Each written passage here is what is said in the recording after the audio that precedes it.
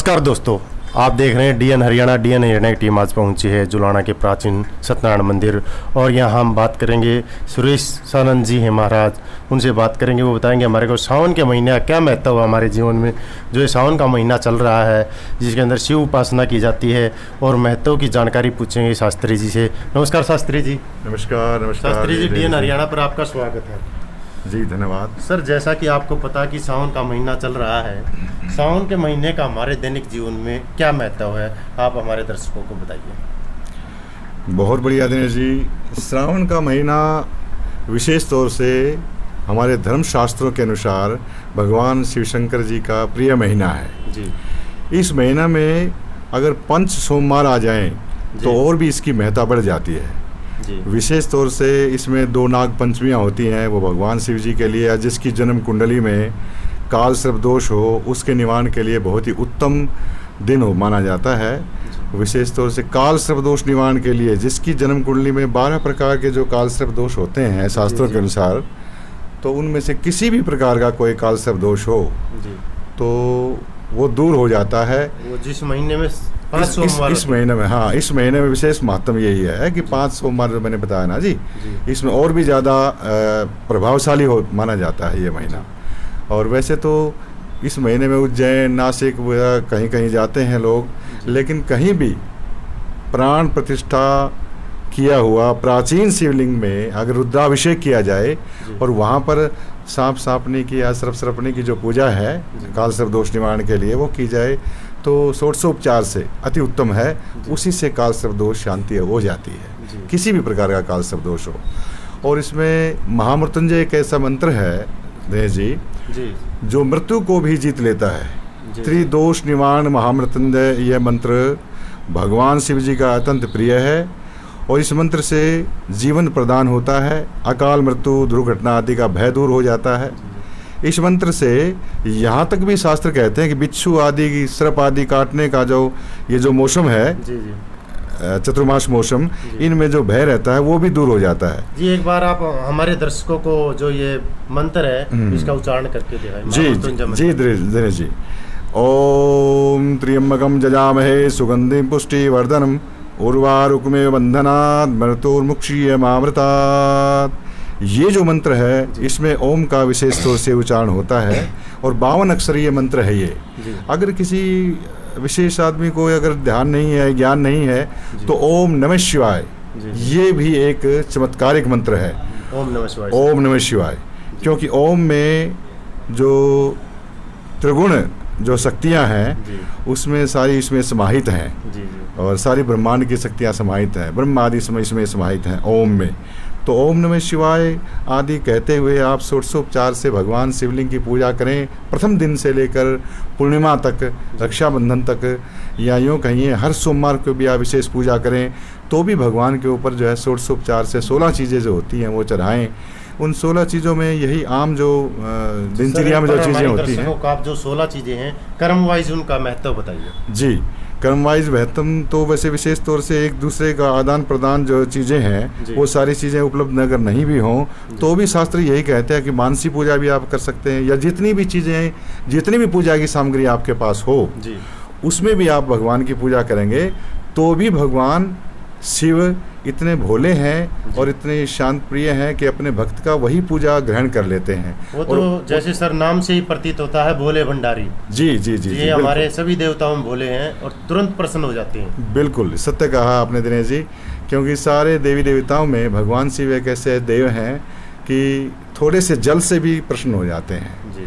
और उनकी पूजा में विशेष तौर से जैसे हम जल चढ़ाते हैं सर्वप्रथम, तो गंगा जल चढ़ाने से अगर उस जल में केसर मिश्रित है, उस जल में दूध मिश्रित है, उस जल में जो है अन्य कोई चंदन आदि मिश्रित है या रोली आदि मिश्रित है, तो उसको मिश्रित करके हम चढ़ाते हैं तो भी, अन्यथा गंगा जल मिश्रित करके वो जल सात्विक जल चढ़ाएंगे तो भी उससे हमें शांति प्राप्त होती है जी सर। और दूसरा इसमें दिनेश जी जैसे चावल चढ़ाते हैं पूजा के लिए, तो उससे किसी भी प्रकार का लेन देन में, व्यापार में, आदमी के ऊपर कोई कर्ज हो, आदमी के ऊपर कोई हानि हो रही हो उनके व्यापार वगैरह में, तो वो नहीं होती है भगवान शिव के ऊपर चावल चढ़ाने से। इसमें एक पंचामृत का विशेष मातम है इन 16 चीज़ों में। जी। पंचामृत का दूध, दही, गंगाजल, शहद आदि से निर्मित जो पंचामृत बनता है दिनेश जी, वो भगवान शिव के ऊपर चढ़ाने से काम, क्रोध, मद, लोभ ये सब दूर होकर के एक दृढ़ निश्चयी आदमी बन जाता है, दृढ़ संकल्प आता है, धैर्यवान बन जाता है आदमी। लाभ, हानि, रोग, दोष जो है सहने की शक्ति, सहन शक्ति जिसको बोलते हैं, पंचामृत चढ़ाने से वो प्रदान हो जाती है प्राणी मात्र को। और विशेष तौर से इसमें अगर हम दूर्वा चढ़ाते हैं, जैसे भगवान शिव पे धूप, जो आसान चीज़ें हैं वही मैं आपको बता रहा हूँ, जो आम लोगों जो आम लोग आसानी से उपलब्ध हो सके। हाँ जी, तो दूर्वा जैसे चढ़ाते हैं तो उससे वंश वृद्धि होती है, धन वृद्धि भी होती है और वंश वृद्धि भी होती है। और गन्ने का रस चढ़ाने से हमें यश, मान, कीर्ति प्राप्त होती है और हमारा आत्मबल भी बढ़ता है। विशेष तौर से भगवान शिव के इस श्रावण के महीने में जो विशेष महात्म लिए हुए है, जो त्रिगुण दोष दूर करने वाला है, वात पित्त कफ दोष को दूर करने वाला है, वो है बेलपत्र। बेलपत्र वात पित्त कफ दोष को दूर करने वाला, त्रिदेवों को प्रसन्न करने वाला, त्रिदेव स्वरूप भगवान महामृत्युंजय देव शंकर जी के ऊपर चढ़ाने से वो हमें प्राप्त हो जाता है, वो सारा रोग दोष दूर हो जाता है, वो महात्म, वो पुण्य हमें प्राप्त होता है। ये भी आसानी से मिल सकता है। बिल्कुल। अन्य जो दूसरी चीज़ें जैसे भांग है, धतूरा है और अन्य कोई जो है चीज़ें, अगर हम विषाक्त जो चीज़ें हैं वो चढ़ाने, वो मान्यताएं हैं भगवान शिवलिंग पर चढ़ाते हैं, वो सब चढ़ाने से भी हमारी वासनाएं दूर होती हैं, जो विषय वासनाएं हमारे जीवन में होती हैं और वो सब दूर हो जाती हैं। सर ये कहते हैं कि धतूरा का फूल चढ़ाना चाहिए, धतूरा फल चढ़ाना चाहिए, कौन सी चीज़? हाँ, दोनों ही चीज़ें श्रेष्ठ हैं, दोनों ही चीज़ें श्रेष्ठ हैं। फल का अपना महत्व है, कोई भी फल है, जैसे आम है, केला है, वो चढ़ाएं धतूरे के फल के साथ साथ, तो हमें सात्विक फल भी चढ़ाना चाहिए। इसमें विशेष तौर से ध्यान देने वाली बात यह है दिनेश जी कि जैसे हमें खंडित फल नहीं चढ़ाना चाहिए। खंडित फल जैसे एक केले के 2 भाग हों, आम कटा पटा हो, यानी धतूरे का पुष्प या धतूरे के जो फल है वो कटा पटा हो, वो नहीं चढ़ाना चाहिए। उससे हमें उसको दूर कर देना चाहिए, निषिद्ध है। हाँ, भगवान के चरणों का या भगवान के मंदिर का जो प्रसाद है उसके हम भाग करके तो वितरित करें तो ज़्यादा उसका मातम है, लेकिन भगवान के ऊपर कटा हुआ या काट करके जो फल चढ़ाया जाता है वो ठीक नहीं है। जैसे हम पूजा करेंगे तो टूटा हुआ चावल है वो भी नहीं चढ़ाना चाहिए, शुद्ध और पवित्र चीज़ ही चढ़ानी चाहिए। और फटा हुआ दूध नहीं चढ़ाना चाहिए। दूध जो है निर्मल सुंदर गाय का हो तो अति उत्तम है, गंगा जल मिश्रित करके आप उसको चढ़ा सकते हैं, कच्चा दूध चढ़ाना चाहिए, ये बिल्कुल सत्य है। तो शुद्धता और पवित्रता इसमें विशेष तौर से इस पूजा में काम करती है। शुद्धता और पवित्रता अपने मन में और अपनी पूजा में अगर हम रखेंगे तो उतना ही जल्दी श्रावण के महीने में ही पूरा साल की जो पूजा है, पूरे साल के जो व्रतों की पूजा, सोमवार के व्रतों की पूजा है या पूरे साल में भगवान शिव जी की जो पूजा है, वो पूरा एक ही महीने में हमें प्राप्त हो जाती है। ये शास्त्रों का कथन है। तो श्रावण के महीने में विशेष तौर से एक महत्व और होता है दिनेश जी। जी सर। वो होता है प्रदोष काल। जी, प्रदोष। ये दोनों ही पक्ष में, दोनों ही पखवाड़े में आता है, कृष्ण पक्ष में भी और शुक्ल पक्ष में भी। तो प्रदोष काल भी विशेष महत्व, जैसे सोमवार भगवान शिव जी को प्यारा है, शिवरात्रि भगवान भी शिव जी को विशेष प्यारी है, नाग पंचमी भगवान को प्रिय है, और रोग दोष के लिए दूर करने वाली या द्वादश जो कालसर्प दोष है उनको दूर करने वाली पूजा है। उसी के साथ साथ जो प्रदोष काल है, जो प्रदोष व्रत हैं, उनमें विशेष तौर से भगवान शिव जी की पूजा करने का भी विशेष महत्व है। श्रावण के महीने में खासकर, वैसे तो हर महीने आता है, कृष्ण पक्ष में भी शुक्ल पक्ष में भी हर महीने में आता है प्रदोष काल, प्रदोष व्रत।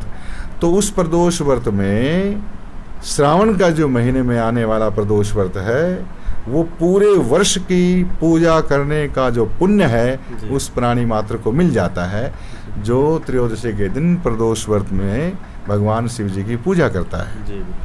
हर प्रकार का दोष, चाहे वो रोग दोष हो, चाहे वो परेशानी जो काम क्रोध आदि का दोष हो, या कोई किसी प्रकार से ग्रसित जो दुखी प्राणी हैं, इस जीवन में बहुत सारी घटनाएं से प्रेरित आदमी परेशान और चिंतित और दुखी रहता है, तो उन सब चिंताओं से मुक्त होने के लिए, उन सब दुखों के निवारण के लिए प्रदोष व्रत में भगवान शिव की षोडशोपचार से पूजा करना अनन्य और बहुत सारा पुण्य प्रदान करने वाली पूजा है।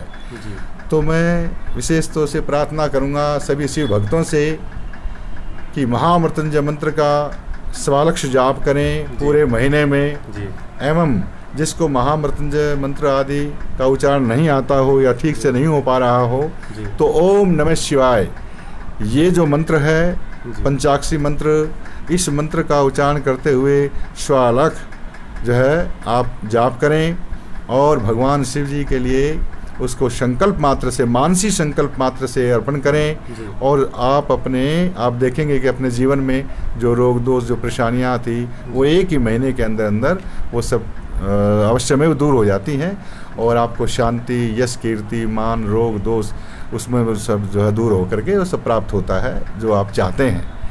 तो विशेष तौर से श्रावण के महीने में यही भगवान शिव जी को जो है पूजा करने का विधान और उनकी कृपा प्राप्ति का एकमात्र आसान साधन जो है ओम नमः शिवाय, इस मंत्र का जाप करें।